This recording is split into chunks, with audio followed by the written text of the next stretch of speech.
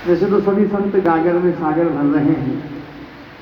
अब जो है, क्योंकि आज हम सबका बहुत सौभाग्य है और मेरे लिए सब बच्चों के लिए भी बड़े सौभाग्य की बात है, हम सबके बीच में एक ऐसी तपोमूर्ति आत्मज्ञानी महापुरुष जो सदा ब्रह्म आत्म तत्व की चर्चा करने वाले, जिन्होंने अपने चरण शरण में हजारों हजारों विद्यार्थियों को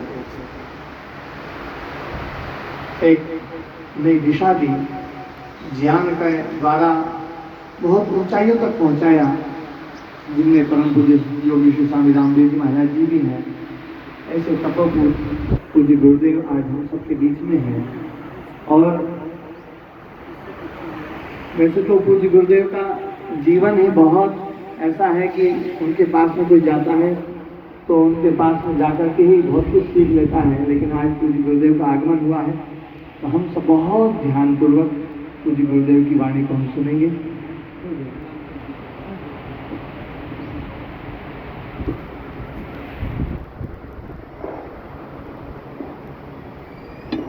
मैंने अपनी तरफ से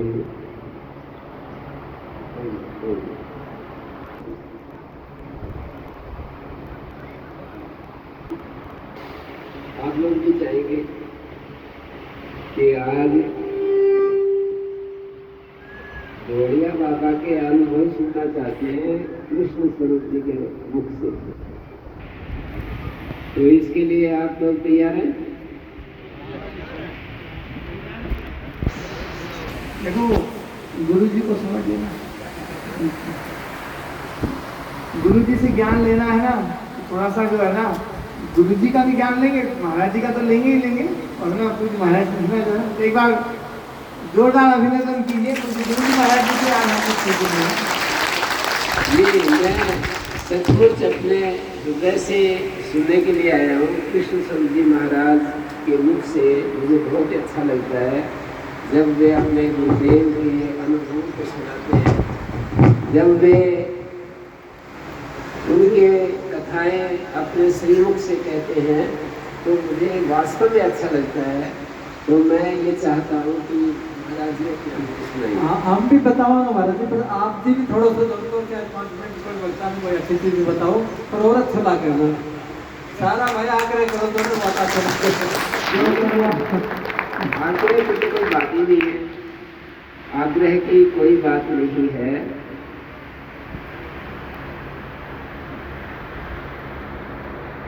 देखिए,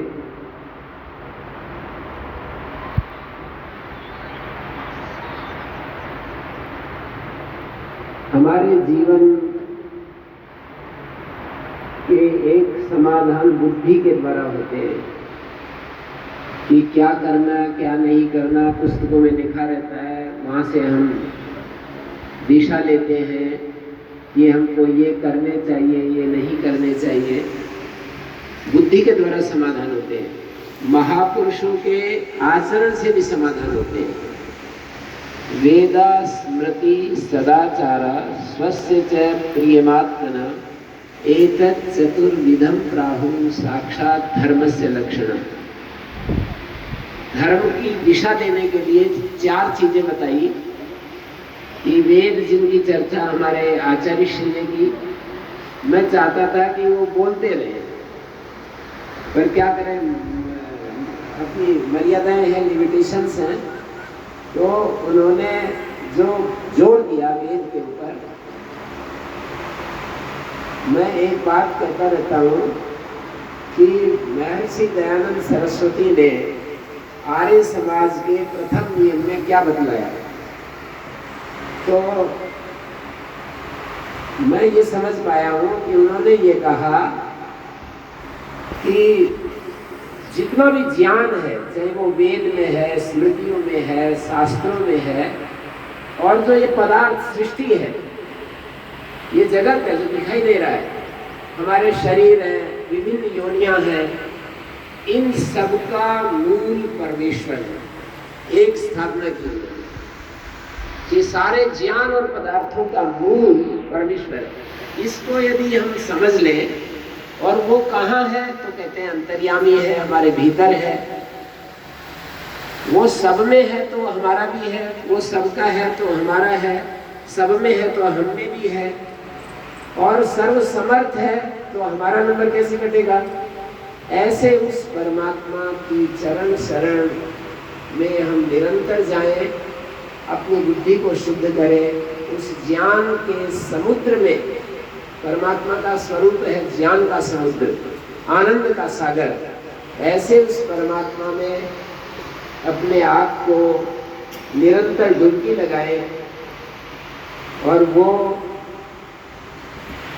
हम जिस चीज में डुबकी लगाएंगे, विषयों के सागर में डुबकी लगाएंगे तो विषयाकार होंगे, और आनंद के सागर में डुबकी लगाएंगे तो आनंदमय होंगे। तो सारे शास्त्रों का एक ही सार है, सर्वेषां वेदानां तस्मिन् परमेश्वरे परमं तात्पर्यमस्ति। सारे वेदों का एक ही, उसमें दो विद्याएं होती हैं, पराविद्या और अपरा विद्या। अपरा विद्या जो हमारे शरीर को चलाती है, जो हम कैसे कर्म करने चाहिए, कैसे नहीं करने चाहिए, और उपासना का क्या तरीका है, ये सब अपरा विद्या के अंतर्गत आता है। लेकिन साक्षात परमेश्वर का स्वरूप और उसका अनुभव कराने वाले जो वाक्य हैं शास्त्रों में, उनको पराविद्या के अंतर्गत, परा यया तदक्षरम अधिगम्यते यस्मिन् विद्यते सर्वमिदं विद्यतं।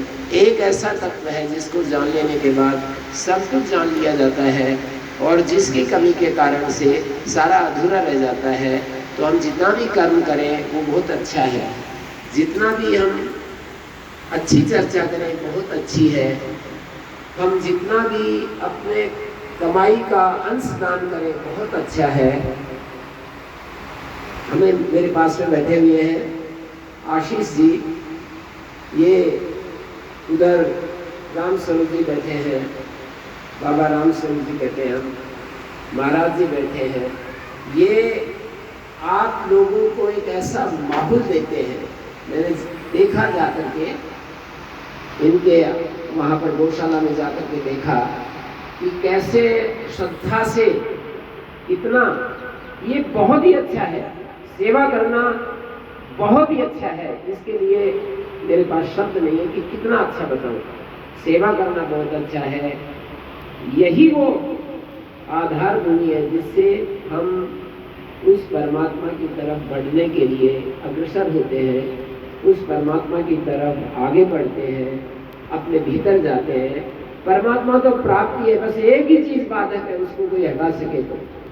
मेरे साथ वो साध्वी आई थी, तो मैंने कहा, बोले हम आप जैसे संतों से सीख लेना चाहते हैं, इसी तरह जो बैठी है। मैंने कहा पर एक ही तो बात है, जिनको हम कामना कहते हैं, इच्छाएं कहते हैं, तृष्णाएं कहते हैं, अहम कहते हैं, बस यही बाधा है। परमात्मा की प्राप्ति में बाधा नहीं है। अहम को, खरपतवार को, इच्छाओं को, तरह तरह की कामनाओं को हटाने के लिए हमें पुरुषार्थ करना होता है। आगे पीछे दाएं बाएं हम देखते रहे कि कामनाएं किस किस रूप में हमारे भीतर आती हैं। ये बहुत अंतिम चीज है जो हमें ध्यान देने की है। अनात्म को हटाना यही साधक का मुख्य कर्तव्य है। आत्मा की उपलब्धि तो सहज है, स्वतः है। तो अनात्मा क्या क्या है? आत्मा से अदर देन आत्मा, आत्मा से अलग जो कुछ है वो सब अनात्मा है, और उसमें इच्छाएं हैं, कामनाएं हैं। इंद्रियाणि मनोबुद्धि अस्य अधिष्ठानम् उच्यते एतद् विमोहयते ज्ञानम् आवृत्य देहिनम्। अर्जुन पूछते हैं श्री कृष्ण से कि ऐसी कौन सी चीज है न चाहते हुए भी आदमी पाप में लग जाता है? ऐसी कौन सी चीज है हमको जबरदस्ती पकड़ करके लगा देती है कि करो इस काम को, जैसे कि कोई स्वामी की आज्ञा पा करके कैसा भी काम हो उसको करना ही पड़ता है। हमारे कोई भी शक्तिशाली व्यक्ति हमको आदेश देंगे तो हमें करना ही पड़ेगा। तो ऐसे ही कौन सी चीज है कि जिससे हम पाप करने के लिए तैयार हो जाते हैं? तो भगवान उत्तर देते हैं काम ईशा क्रोध ईशा रजोगुण समुद्भव महानल महापापमा विद्धि एवं वैरिणम। ये महा आग है, ये महाभक्षी है, महासनो महापापमा, ये महापापी है। कामना नाम की जो चीज है, कामना जब पूरी नहीं होती तो क्रोध आता है, पूरी हो जाए तो लोभ में बदल जाती है। तो मूल साधक के रास्ते में कामना मानी शास्त्र विरुद्ध कामना, विद्या विरुद्ध कामना, ऐसे शब्द का प्रयोग करना पड़ेगा। क्योंकि आप ये कहोगे जी कामना नहीं करेंगे तो खेती कैसे होगी, कामना नहीं करेंगे तो बच्चों का पालन कैसे होगा, कामना नहीं करेंगे तो ये आश्रम का संचालन कितना, जहाँ पर कितने लाखों, एक प्रकार से हजारों लाखों की संख्या में पेड़ लगे हुए, कामना नहीं करेंगे तो आए गए का सत्कार कैसे होगा।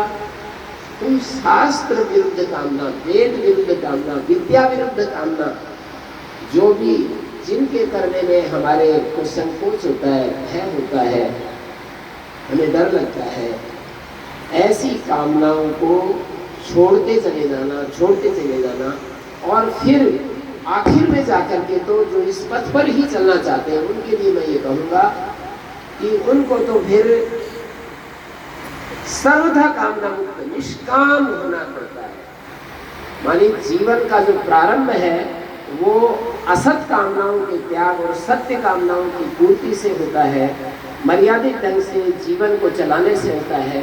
लेकिन आखिर में जाने के कोई साधक यदि बैठा है और कोई इस बात को सुनने के लिए तैयार है तो समस्त कामनाओं के त्याग में ही परम शांति है। ये हमारे शास्त्रों का सार है।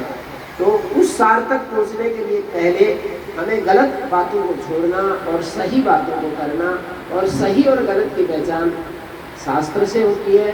सही गलत की पहचान, एक आचार्य ने बहुत अच्छा कहा, सही गलत की पहचान कहाँ से होती है? बोले सही गलत की पहचान यहाँ स्टेट के जो नियम है, रूल्स है, वो बताते हैं ना कि ये करना है, चोरी नहीं करना है, ट्रैफिक रूल्स नहीं तोड़ना है, और समाज बताता है कि ये करने हैं, ये नहीं करने हैं, और गुरुजन बताते हैं, शास्त्र बताते हैं, और फिर अंतरात्मा बताती है। लेकिन दिक्कत ये है कि स्टेट के रूल्स अलग अलग हैं, समाज की व्यवस्थाएं भी, ये माताएं मुंह ढक करके, मुंह मतलब घूंघट बिना बैठी हुई है, पर अरब देश में जाएंगे तो ऐसे नहीं बैठी मिलेंगी, यूरोप में जाएंगे तो अलग प्रकार से उनका पहनावा होगा। तो इस तरह से समाज के रूल्स भी अलग हैं, गुरुओं की स्थिति भी अलग है, कोई गुरु कुछ उपदेश देता है, कोई कुछ देता है, शास्त्र भी अलग अलग